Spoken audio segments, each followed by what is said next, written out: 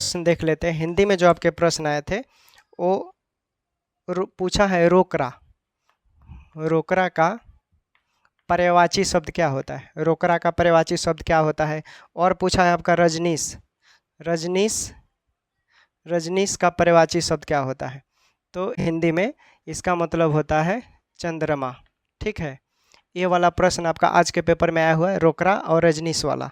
उसके बाद रात का पूछा है। रात का तो सिंपल है, ठीक है, आप बता सकते हैं। उसके बाद उपसर्ग से प्रश्न आए थे, तो उपसर्ग में आपका उप और पर लगाने वाला तो वो तो बना ही दिए होंगे।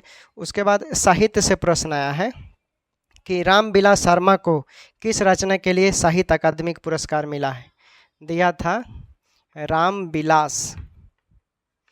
रामविलास शर्मा को किस साहित्य के लिए उन्हें अकादमिक पुरस्कार मिला था? तो ये दोस्तों मिला था उनका निराला के जो साहित्य है, जो निराला का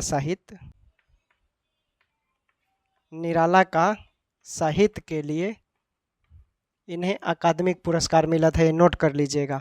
ठीक है, और आगे प्रश्न पूछा हुआ है आपका गोदना किसकी रचना है? ये प्रश्न आया है आपका गोदना। गोदना किसकी रचना है? गोदना तो ये किसकी है आपको भी मालूम है, प्रेमचंद की है। ठीक है, ये प्रेमचंद की रचना है। ठीक है, इसे नोट कर लीजिएगा। और आगे आपका प्रश्न पूछा हुआ है कि पंचतंत्र के लेखक कौन है? ये प्रश्न पूछा है आपका पंचतंत्र के लेखक पूछा है। तो ये तो बनाए होंगे आप लोग, विष्णु शर्मा है। ठीक है, ये कौन है? विष्णु शर्मा। तो जिन लोगों ने विष्णु शर्मा मारा होगा उनका बिल्कुल सही है। ठीक है, आगे एक प्रश्न आया था कि अनुपम मिश्र का जन्म कब हुआ था? अनुपम मिश्र, ठीक है, अनुपम मिश्र का जन्म कब हुआ था? तो ये 1948 में हुआ था। कहाँ? वर्धा। वर्धा कहाँ पड़ता है? महाराष्ट्र में पड़ता है, नोट कर लीजिएगा। उसके बाद आपका अगला प्रश्न आया था कि चौथी बौद्ध संगति कहाँ हुई थी? उसके बाद प्रश्न आया था कि चौथी बौद्ध संगति किसके शासनकाल में हुआ था? तो ये कनिष्क के शासनकाल में हुआ था। ठीक है ना, कनिष्क के शासनकाल में। और ये कहाँ हुआ था? तो कश्मीर के कुंडलवन में हुआ था। ठीक है, कश्मीर के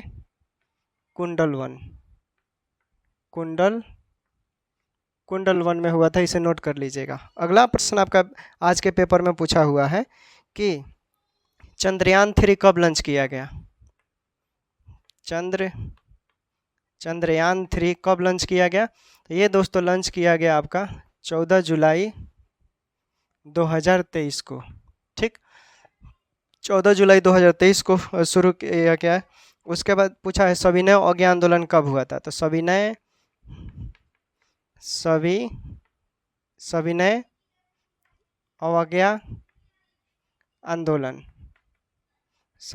अवज्ञा आंदोलन जो पूछा गया है, इसका आंसर हो जाएगा कि 1930 में ये शुरू किया गया था।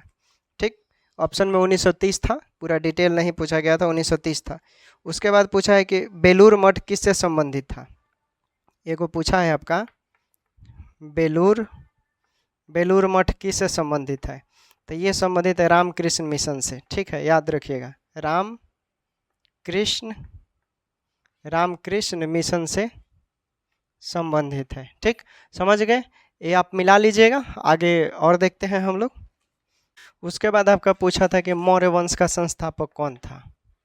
मौर्य वंश का संस्थापक तो ये तो सिंपल है, चंद्रगुप्त मौर्य थे। ठीक है, चंद्रगुप्त मौर्य, इन्होंने मौर्य वंश का स्थापना किया था। उसके बाद आपका प्रश्न पूछा है कि ग्रीन पीस इंटरनेशनल का मुख्यालय कहाँ है? ग्रीन पीस इंटरनेशनल का मुख्यालय कहाँ है? ग्रीन पीस इंटरनेशनल का मुख्यालय कहाँ है?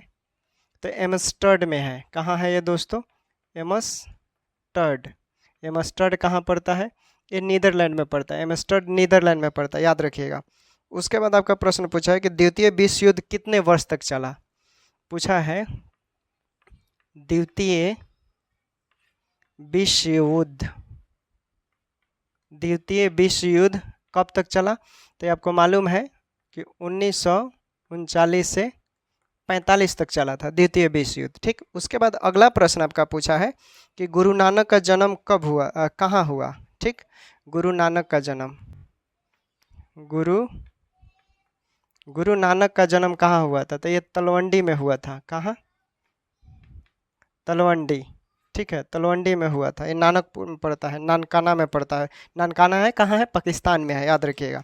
उसके बाद आपका प्रश्न पूछा है संविधान बनाने में कितना समय लगा। संविधान बनाने में कितना समय लगा, तो ये 2 साल 11 महीना और 18 दिन लगा दोस्तों। ठीक, उसके बाद प्रश्न है कि जनहित याचिका के भारत में परिवर्तक कौन, जनहित याचिका के भारत की में परिवर्तक कौन थे। जनहित जनहित जनहित ऐसे लिखाएगा। ठीक, जनहित याचिका पूछा है, जनहित याचिका के भारत में परिवर्तक कौन है, तो ये पीएन भगवती थे। ठीक है, ये कौन थे, पीएन भगवती थे। जनहित याचिका के भारत में परिवर्तक कौन थे, पीएन भगवती। उसके बाद पूछा है सिल्क सिटी कहाँ है। सिल्क सिटी,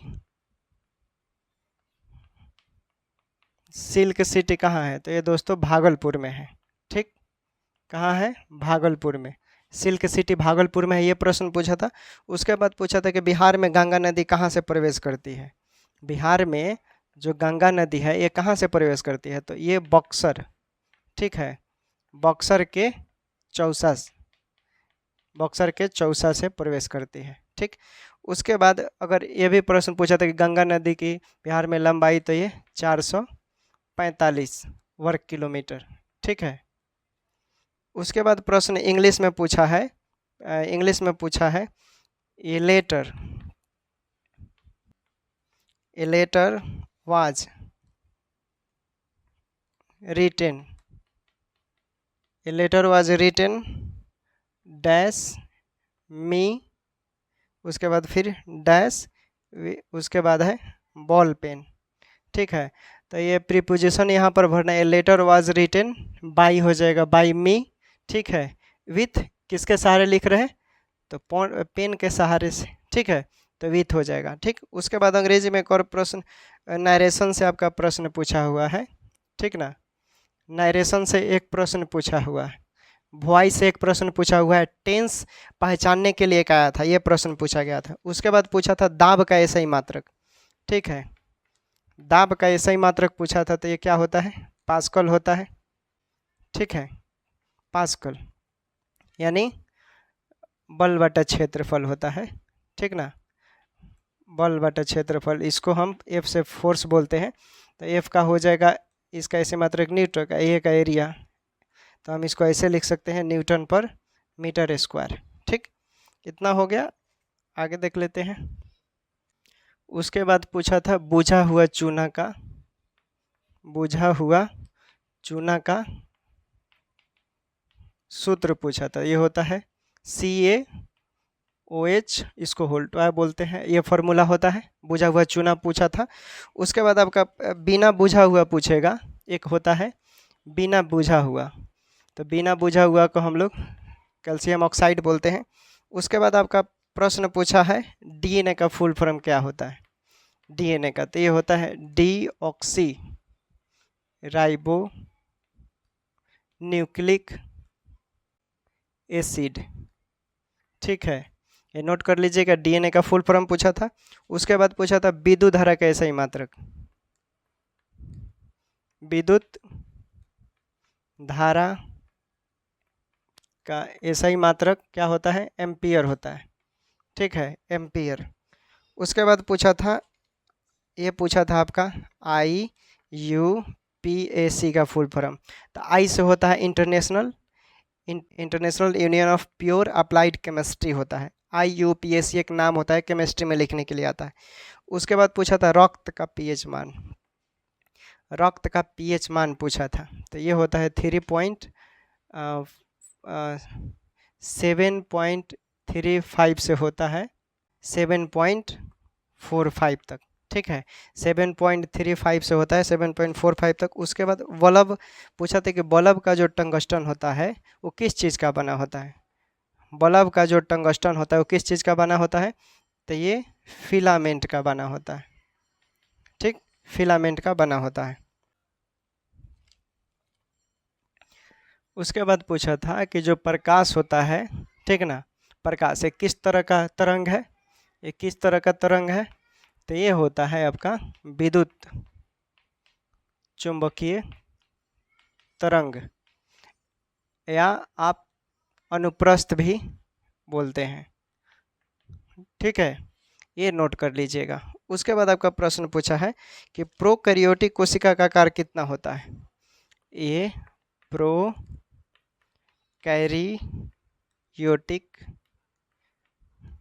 प्रोकैरियोटिक प्रोकैरियोटिक जो कोशिका होती है, ठीक है, इसका आकार कितना होता है, तो 0.1 माइक्रोन से लेकर 5 माइक्रोन तक होता है। ठीक, नोट कर लीजिए।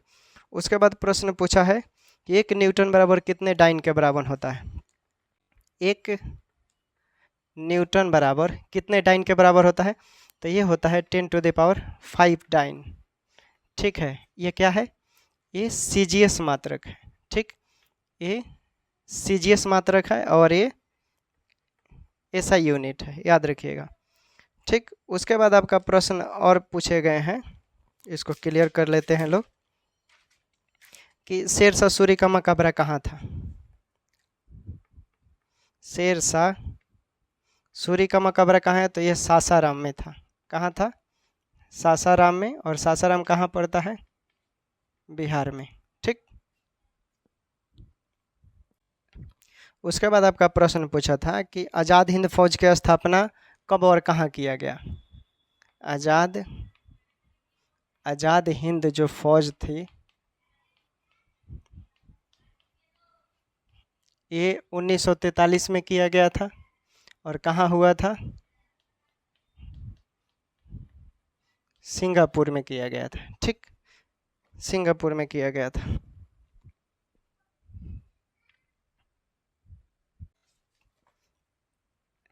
उसके बाद पूछा है मोहनजोदड़ो की खोज किसने की। मोहनजोदड़ो की खोज किसने की, तो ये किया था रखलदास बनर्जी ने किया था।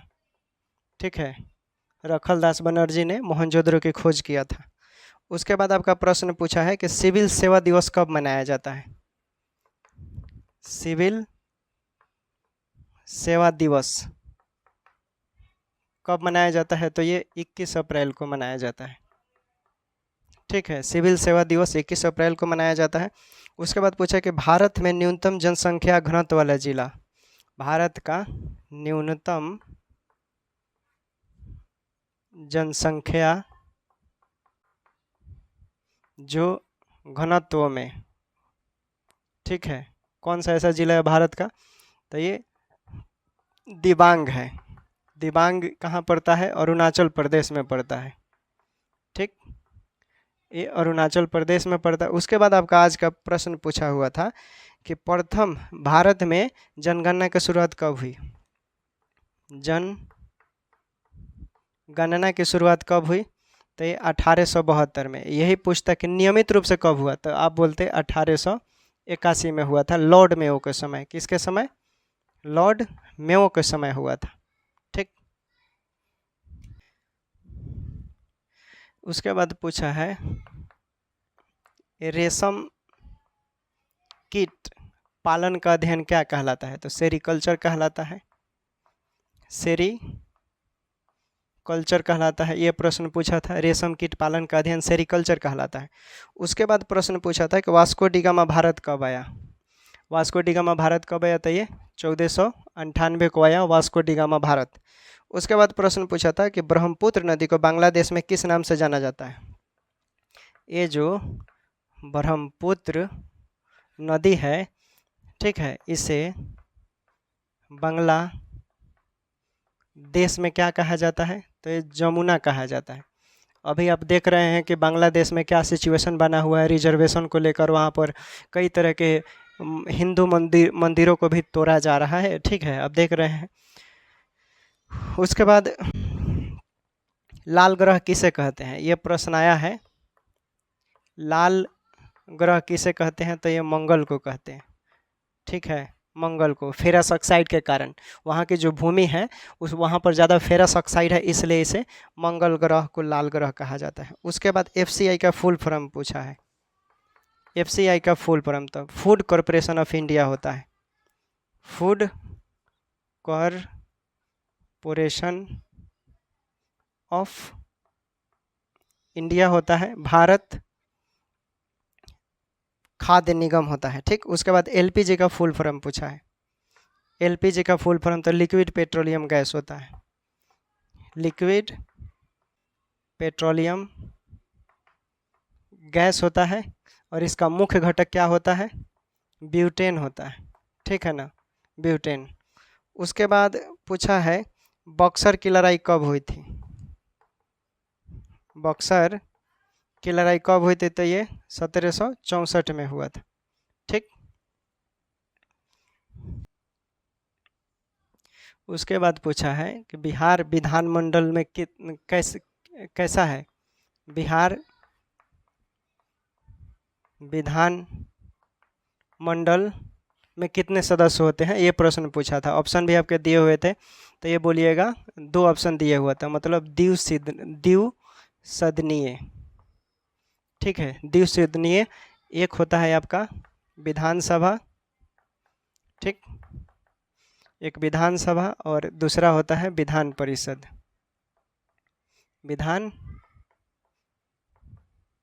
विधान परिषद होता है। ठीक, उसके बाद आपका प्रश्न पूछा है कि धुआं कुंड मंजहर कुंड कहाँ है, ये पूछा था।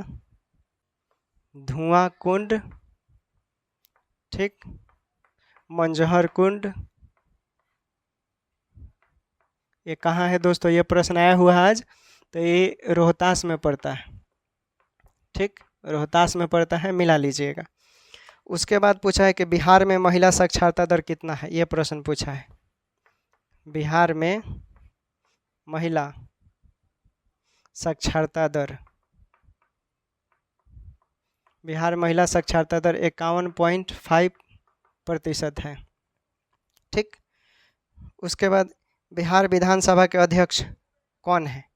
बिहार विधानसभा के अध्यक्ष, बिहार विधान सभा के अध्यक्ष कौन है, तो नंद किशोर यादव हैं। नंद